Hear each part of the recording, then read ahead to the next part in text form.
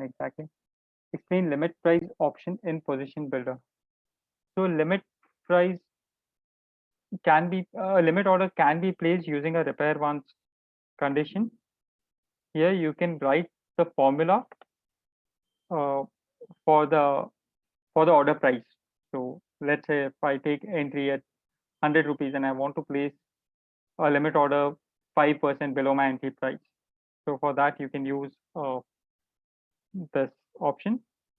Always you have to write your calculation under round function because the exchange accepts all the price values which are in multiple of ticks. So one tick in NF or NAC is 5 paisa, so it should be rounded to nearest 5 paisa multiple.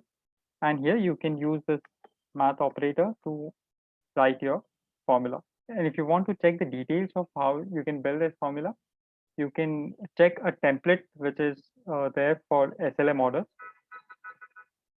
So the formula will remain same.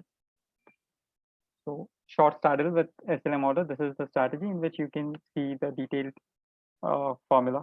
And there's a video as well on that.